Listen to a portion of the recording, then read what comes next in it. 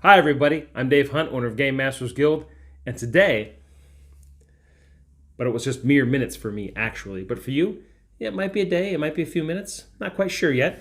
Anyways, I'm going to look at the Power Rangers GameMaster screen, and I hope this is as good as I think it's going to be. Now in my last video, I took a look at the Power Rangers role-playing game. I was surprised at how similar it was to 5th edition Dungeons & Dragons, but also I was impressed with how not quite like 5th edition it was. And also, I also liked how it seemed like it lent itself a little more to the role-playing aspect of a role-playing game. Well, of course, there's going to be plenty of combat. If you've watched Power Rangers for any length of time, even for a few minutes here and there, you know there's some fighting going on. And the Power Rangers are there to save the day. So there's definitely a lot of that in this book for sure. But we're going to look at the GameMaster screen.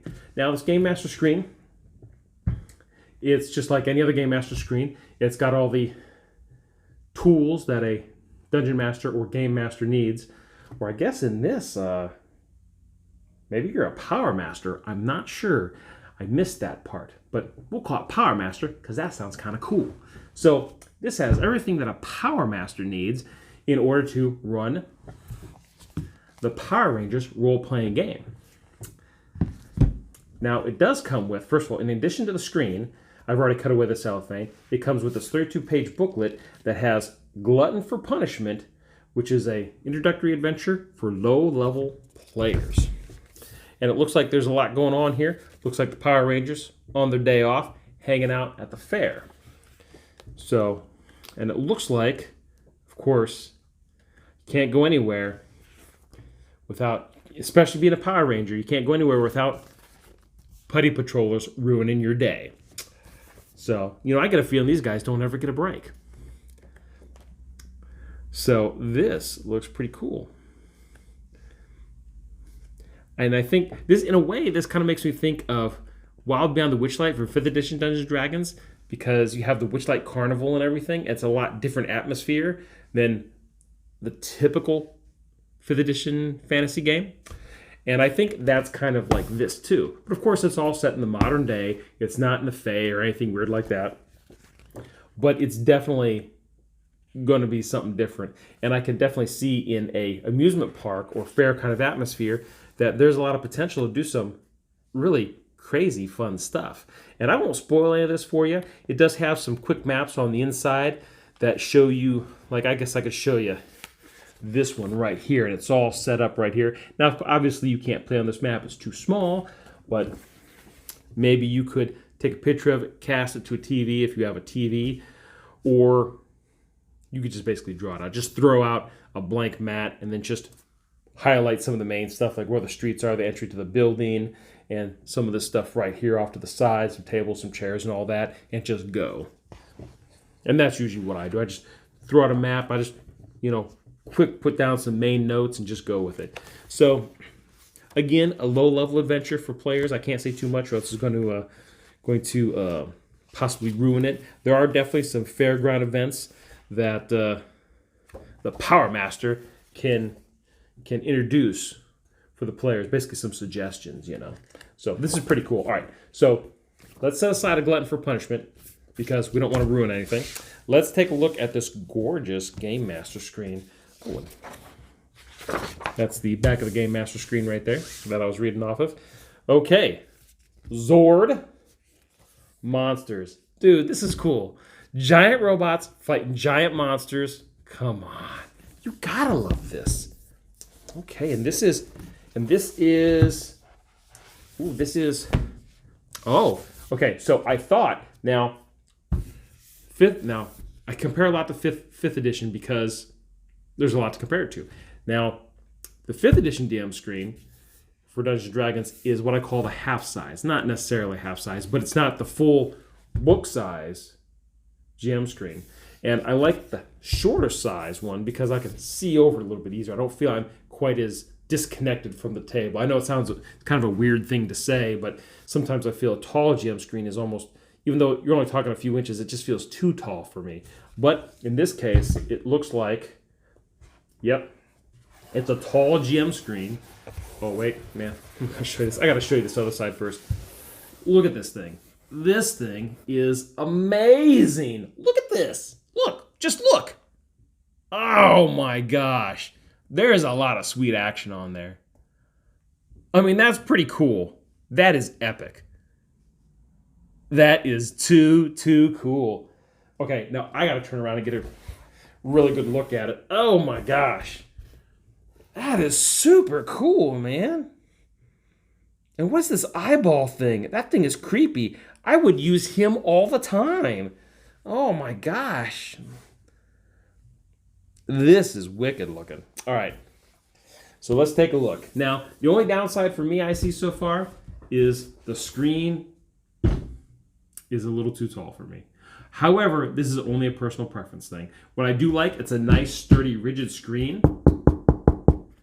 And I like that a lot. What I'll do is, like when I'm keeping track of initiative on my GM screen, because it's nice and thick like this, is I'll tear in half an index card, fold it over, write the character's name and some pertinent stuff that I may need to know, like how many life they generally have, or like a perception, or maybe their attributes or something for this game, just so that way I know what's happening here. So I've got an idea of what to expect with each character, maybe something important from their background, just little things that may be important to me that the players don't necessarily need to know about.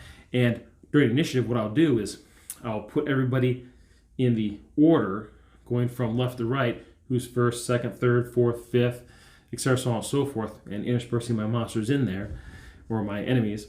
And then, of course, as this guy goes, then he's done, then I move on to the next, and I move on to the next, and I keep moving them across the screen so I know who's done. And then, when I'm ready to reset, I just move them all down. I just pick them up, move them all down, and then just, start all over. Oh, no. This is the new guy for initiative, and his turn's done. Now it's his turn. This way I don't skip anybody, or it's less likely to. If you were to ask my friend Calvin, who's in Alaska right now, he will, and if he's watching this video, he knows. I've done this before, and I've missed him like twice, 2 times in a row, and then I'll miss him, and then I'll miss my other buddy Glenn, and I still don't know how I do it, but that's why I keep track, because if I didn't, well, I'd miss everybody. Okay, so let's look at the other side now. Again, not a fan of the tall screen, but this screen is amazing, so it gets a pass for me on being too tall. And the art is amazing. They did not skimp on the art. It's all very, very nice. Now, in the back here, it's got everything that a Power Master, as I call him, is going to need to run the game. It's got all your important conditions, very well organized. They learned their lesson from Dungeons & Dragons, and because you can't tell me that there wasn't some influence there. But because they've got all the conditions there, you've got your typical skill difficulties, which you should always have on a GM screen. Object toughness chart, very important. I use this all the time in 5th edition Dungeons & Dragons. You can spend story points, which I didn't quite touch upon, but that's something that you can do to get, looks like extra re-rolls and 2 roll skill test of specialized, plus 5 die defense spent before die results are disclosed. So story points can be super handy in and outside of combat, which is cool. There's healing rules, which every good screen should have. Your turn actions are spelled out, so you get it. Because sometimes you forget exactly what you can do, and their turn is a little different.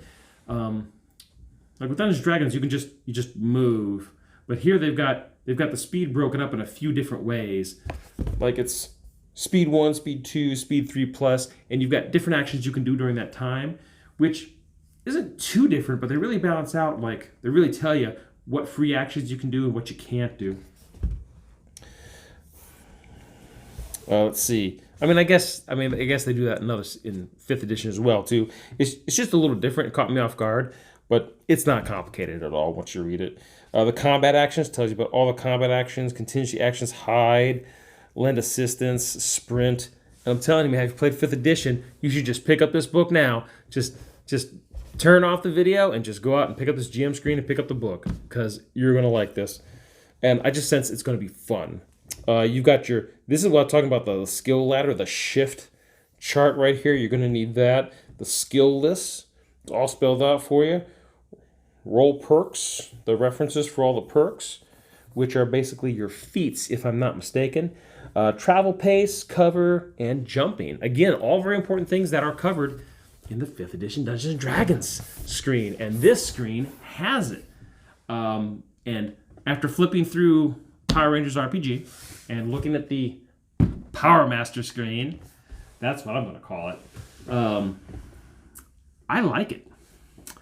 I don't think there's really anything extra they could have put in here. There's probably something that I'm missing. I think the Zord stuff is unnecessary to be on here because you may not use the Zords all the time. And if you do, well, some of this may not necessarily apply. But a lot of it, like combat and stuff, is going to apply. You're not going to have any trouble working the Zords without any Zord information on here. And, man, for you guys at home, Greg, this is cool stuff. This is neat. I am legitimately excited about this. This is cool. I wasn't sure. I was like, oh, Power Rangers, I don't know much about it. You know, no one's going to like my video. You know, I'm thinking this kind of stuff. But, man, I think this is cool. And I'm even more excited. And next time I go to a convention, which is PensaCon, we just got done doing it, you know, I might actually have to go meet some of the Power Rangers because they've been there on occasion. And I tell them I might have to get in the show. Man, this is some nice stuff. Don't forget, too, we got the Glutton for Punishment. What a great name for a scenario. Glutton for Punishment. Great for introductory characters. Man, I don't know any level 1 character that's not Glutton for Punishment. At the very least, there's always that one guy or gal at the table who's Glutton for Punishment. So what a highly appropriate name for a first level adventure. Well, man, that is all I got for the Power Master screen. And, man, I wish I had some more cool Power Ranger stuff to talk about because I think this is neat. I am not kidding you. I'm even more excited now. I think because it does wake up my inner kid. And, of course, you know, I watched, like, Ultraman as a kid. It was on TV, and I would catch random episodes and be like, what is that? Or I'd watch Godzilla and Mechagodzilla fight, and I'm like, what is that? It just captures my imagination. You know, I watched Teenage Mutant Ninja Turtles. It's about a group of heroes who fight a bunch of enemies and save the day. Fight a bunch of bad guys. Same thing. But these guys got Zords. And they got, let's face it, cool catchphrases. You know, go Power Rangers. It's morphin' time. And have you seen the merch for this? The other stuff? Like the belts and the swords. Oh my God, there's a ton of it. It's amazing. And I can see people coming to your table to play this role-playing game along with your GameMaster screen and your Glutton for Punishment scenario book. Just bringing all the Power Ranger swag because I think this game's truly going to be worth it. Man, I'm definitely going to get this. I don't know when I'll be able to play it, but it's definitely one that I'm going to add to my collection. And I don't say that lightly because there's a lot of RPs that I'm just not into. They're horribly organized. Or I'm like, well, I've already got an Apocalypse game. I've got 4 fantasy games, you know. But this is pretty unique, and I got a feeling that this is going to be out for a little while, and it's going to be gone.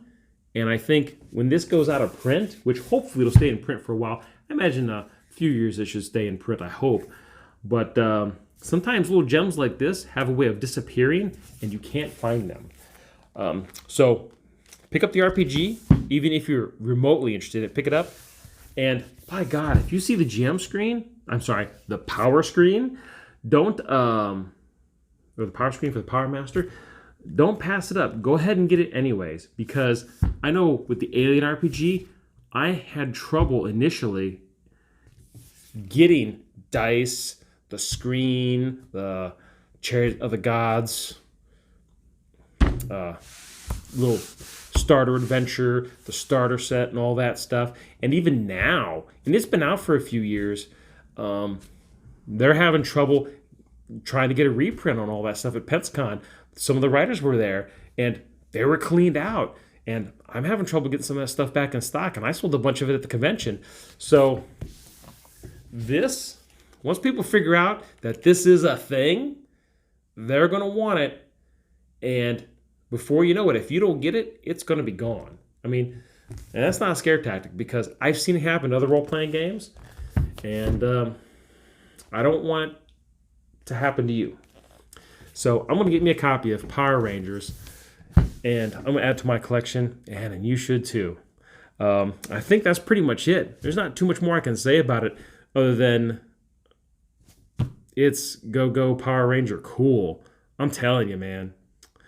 I learned something new today. I learned that I like Power Rangers. I can't wait to tell my buddies. That's cool. And if you're in the local area, come by and ask me, Dave, do you like Power Rangers now? I mean, I didn't dislike them, but now I'm like, oh yeah, I think they're cool. That's awesome. I'm digging it. I just picked up a new interest. That's good because all my bookshelves are heavily bowed with all the other cool things I'm into. All right. Well, thank you all very much for watching. Again, Greg, thank you very much for letting me use your Power Master screen and for the previous video, your RPG to showcase all this stuff because I sold all my copies already. And again, I'm Dave Hunt, owner of GameMasters Guild, telling you all to stay safe, play great games, and we'll see you real soon.